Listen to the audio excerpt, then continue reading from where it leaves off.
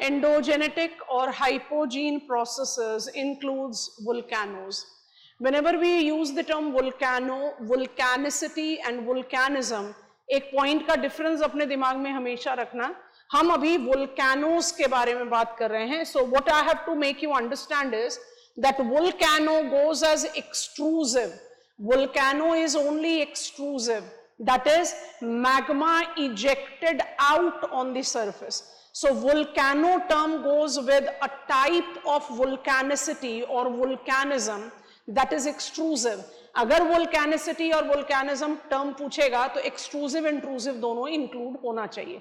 Whenever we talk about volcanoes, we take into reference certain anatomy related to it, and that has to be coming up in the introductory write-up. Even if you are writing answer on plate tectonic volcanism, type of landform features, I am fundamentally trying to understand type of landform feature.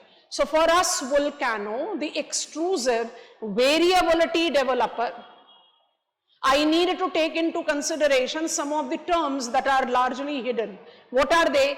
When I take reference of vent and compare it with conduit, or it is also called pipe, I normally miss out on edifice. So what you have to understand is that volcano is a second order relief feature which will always be correlated with certain defined set of features. Which are they? If I have to make you understand the set of features that goes with a volcano, you have to understand it very clearly like this. Now, this is a typical volcano where the terms that I have to fit in will incorporate.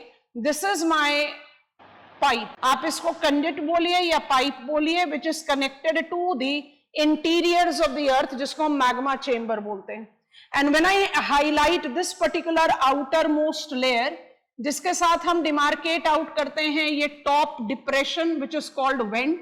So vent basically is the opening of the pipe or the conduit जिससे कि magma eject out होता है. And this conical construct that has become ready in front of us can be called a volcanic mount, or you can call it a volcano, a cone, or a cone edifice. So associate करें कि volcano को आप volcanic edifice के साथ relate कर सकते हैं. Supposedly examiner gives you that particular expression. Once you have taken the references of this, you have to interpret that ejection or eruption will be correlated with distinctive type of intensity, and that tends to generate out number one, pyroclast, number two, magma, the better term or technically correct term should be lava, and also trapped gases. So what exactly we try to justify with a typical volcanic eruption? Ejected matter. Ejected matter principally includes magma, no one is denying that. Precisely 70 to 75% of the ejected matter is magma, that is molten rock material. Technically in geology and geomorphology, magma is the chamber and lava is mobile magma. So you can be technically correct, but एक general assessment में interchangeable terms चलते हैं. When I take reference of the flow of the magma along with mixed pyroclast, we can generate out this pyroclast flow creating lahar when it is a very fine textured material, and of course I can see the ash or tephra falling because they are identified to be the finest textured pyroclast. तो pyroclast को आप बड़े आराम से categorize कर सकते हो as ash, as lapilli, as cinder, in the increasing order of their size. They can be of multiple size altogether. So कहने का मतलब ये कि volcano is different from volcanicity, as volcano is a part of volcanicity. And when I talk about volcanic cone, I can also refer it as volcanic edifice or a volcanic mount. The process of volcanism relates to ejection, not just of magma or mobile magma lava, but also pyroclast and trapped gases. Preliminary examination में एक question पूछा हुआ है, the most prominent trapped gas in the episode of volcanism is water vapor, because trapped gases don't account for 5 to 7% more than that share, but more than 75% of trapped gases is water in its vapor form. So talking about this as a very point introductory factor, what else we have to take into consideration? Whenever we talk about volcano as exclusive feature, the landform developer, and examiner ने मुझसे यही पूछा, how volcanism creates out or sculptures the different features on the face of the earth, हम normally कहां पर जाकर रुक जाते हैं? Major category के साथ. मेजर कैटेगरी डेफिनेटली बहुत इंपॉर्टेंट है. तो major types of volcano includes A cinder cone, B composite cone and C shield volcano. अब इनको जरा ध्यान से समझने की कोशिश करते हैं वन बाय वन. आप इन तीनों को कंपेयर कर सकते हो. एक टेक्निकल परव्यू में कहें तो ये तीनों के तीनों तो मेरा वही volcanic mount and a vent and a cone, जिसमें आपके पास एक कंडुइट या पाइप है which is connected to the magma chamber inside. That is for sure there. लेकिन उनके बीच में डिफरेंस क्या है? अब स्कोप ऑफ आंसर राइटिंग पर डिपेंड करेगा आप उसको कितने डिटेल्स में लिखते हो. But let us take it like this. When I talk about major type of volcano, I principally classify them into three as I have labeled them there. So cinder is identified to be significantly small sized. When I say small size, इनका height जो है वो ज्यादा नहीं होता. It is largely related to the short heighted mounts altogether, and they have got very short lifespan. Short lifespan का मतलब आप इसको कुछ hundreds of years तक correlate कर सकते हो as an active volcanic zone. एक बड़ा important point add कर रहे हैं, ध्यान से देखते जाएंगे. Mount Popa, Luzon island Philippines में है. It's a very good example of cinder cone. Circum pacific ring of fire को बिलोंग करता है. Composite is identified to be large. So it has got comparatively taller constituent because it has developed by subsequent accumulation of different type of pyroclast and magma ejected in the different episodes. That is the reason इसका lifespan long होता है. और long lifespan में you can take it thousands of years. When you take reference of these thousands of years, एक point of distinction आना शुरू हो जाता है. क्या आता है? Whenever we are classifying hypogene or endogenetic forces as diastrophism and sudden, हम कहते हैं diastrophic forces takes long time to modify as orogenic and epeirogenic forces, and sudden takes shorter time as volcanism and earthquake. Mind it, when I talk about sudden forces, they can be diastrophic and comes in shield or dome volcano. It's very large and very long, can take millions of years altogether.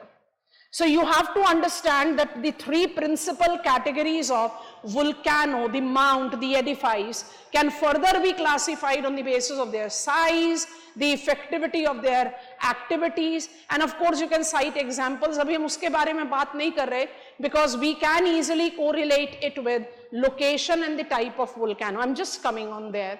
ठीक है, तो principal मेरे ख्याल से ये हम सारे लोग ही लिखते हैं. But what exactly comes out as the point of distinction, कि क्या आप सिर्फ यहां पर अपने आंसर को कंक्लूड आउट कर सकते हो? It is no. So what you have to understand is I have got other minor features also, जिसमें calderas, fissure, maars and this monogenetic volcanic field एक optional kind of a point हो जाता है. अभी हम उसके बारे में बात कर रहे हैं.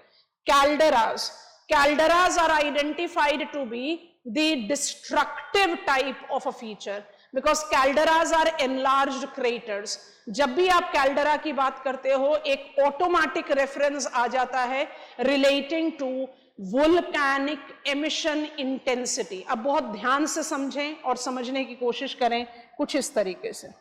Whenever we talk about volcanic emission intensity, there are certain categories demarcated out by geologists, and geomorphologists also essentially correlate with it. अब आपको इसको जज करना है किस तरीके से, थोड़ा सा ध्यान से देखेंगे. Height of eruptive column and the nature of explosiveness is largely plotted when I have to take into reference volcanic emission intensity. अब आपको करना क्या है, टेक्स्ट बुक से थोड़ा सा डेविएटिव परव्यू पर ले आओ. कैसे ले आओगे, ध्यान से देखते जाना. So in technical terms I have been given 4 different categories of volcanic emission intensity. This is called Hawaiian type, this is called Vesuvian या वुल्कैनियन टाइप,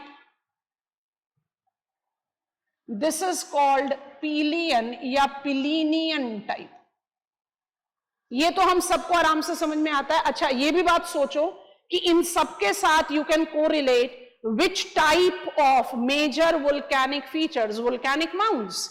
अब वोल्केनिक माउंट्स जो हैं वो सिंडर से लेकर कॉम्पोजिट किसी भी तरीके के हो सकते हैं। So it can have all the types correlated. What you have to actually take into consideration is, apart from volcanic, that is Vulcanian, इसको आप Vesuvian भी बोलते हो, तो let me write Vesuvian here, and Pelian जिसको आप Pylenian भी बोलते हो, so we have written this also here। अगर आप इन सारे चीजों को कंबाइन करके देखते हो ना, you have the possibility of, in these two where I have put on a star mark, you have a possibility of caldera formation as the outcome of explosiveness। so कहने का मतलब ये कि कैल्डरा एक ऐसा फीचर है जो सारे टाइप ऑफ वोल्केनिक एडिफाइस से रिलेट नहीं कर सकता technically, because maximum of the calderas are the outcome of explosiveness. अब ये हुआ एक एवरेज थिंकिंग। इसको अगर हम थोड़ा सा श्रिंक कर दें और हम अपने हिसाब से, let me continue with the same colour, Hawaiian से थोड़ा सा वीकर वर्जन में ले जाएं, फिशर टाइप ऑफ इजेक्शन, है ना, और पिलीनियन से थोड़ा और एक्सटेंसिव पर ले जाएं and take into reference ultra Plinian, this is called Strombolian type, जिसमें phreatomagmatic ejection is involved. Phreatic ejection और फ्रियाटोमैग्मेटिक इजेक्शन में डिफरेंस होता है। Hydrothermal vents are phreatic, hot water springs and geysers can also be correlated with phreatic, phreatomagmatic जहां magma भी included है, Krakatoa very good example है ना। तो इस तरीके के एक्टिविटीज में आप क्या जनरेट करते हो, आप जनरेट करते हो maars, you develop volcanic tors, you don't develop caldera. अब बहुत ध्यान से इमेज को देखो और समझने की कोशिश करो। If I ask you to simply notice this image, you are just required to identify, ध्यान से देखते जाना, that you have created a top depression, जहां पर इजेक्शन तो हो रहा है, लेकिन नोट करो कि ये किसी भी तरीके से किसी पाइप से रिलेटेड नहीं, एकदम pressurized ejection, water, underground water coming in the influence of magma getting superheated and thereby emitting, एकदम steam का emission हो combined with magma, it tends to generate out what is called a very explosive kind, इसी को ultra पिलीनियन या फ्रियाटोमैग्मेटिक ejection बोलते हैं। और इस अल्ट्रा पिलीनियन फ्रियाटोमैग्मेटिक इजेक्शन में जो ये डिप्रेशन तैयार होता है, this depression I am talking about, this is a feature that is called maars. So when you are talking about the development of the landform features, आपने क्या कर दिया आपने फ्रियाटोमैग्मेटिक के साथ मार्स को ऐड कर दिया। मार्स को कभी भी कैल्डरा से मिस इंटरप्रेट नहीं करते।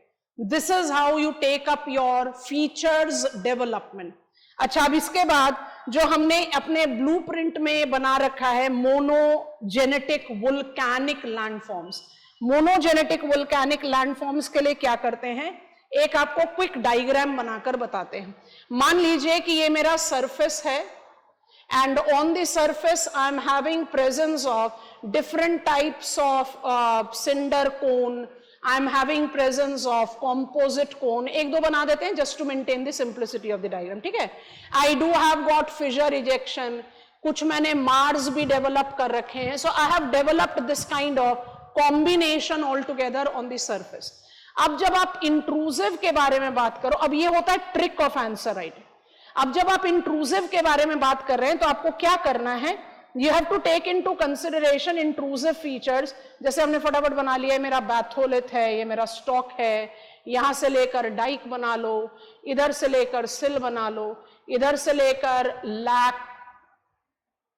कोलिथ बन गया, इधर से लेकर लैपोलिथ बन गया, ठीक है ना। आपने ये बेसिक पॉइंट्स को बनाकर क्विकली क्या कर लिया, आपने इनकी लेबलिंग कर दी। अब आपको ध्यान से समझना है हम क्या बता रहे हैं। ये डायग्राम बनाने के ट्रिक्स जो है ना, ये एग्जामिनेशन में बहुत इंपॉर्टेंट रोल प्ले करते हैं। तो क्या जब एग्जामिनर ने मुझसे वोल्केनिसिटी पूछा, am I suppose to get into extrusive intrusive, बिल्कुल सही, शुरू में ही आपको बताया। बट मान लो कि एग्जामिनर ने मुझसे सिर्फ वोल्केनिज्म पूछा है, एक एवरेज थिंकिंग स्टूडेंट क्या गलती कर देगा, वो ये इंट्रूसिव के बारे में टच नहीं करेगा।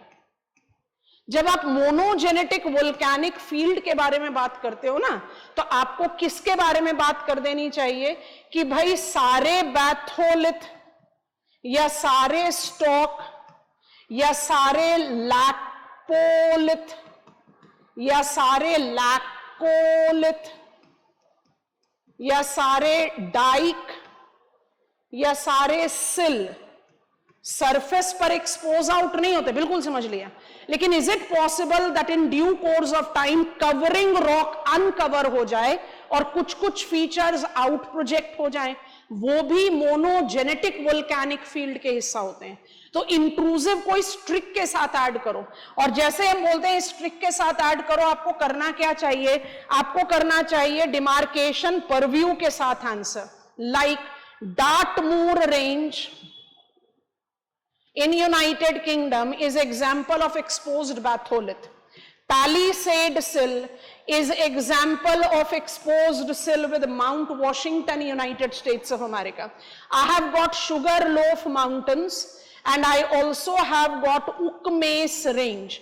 Sugarloaf Mountain जाता है ब्राजील में, Ukmes जाता है जिम्बाब्वे में. They are examples of exposed dike. And when I talk about high veld or Ghap plateau, I take into reference the example of exposed laccolith.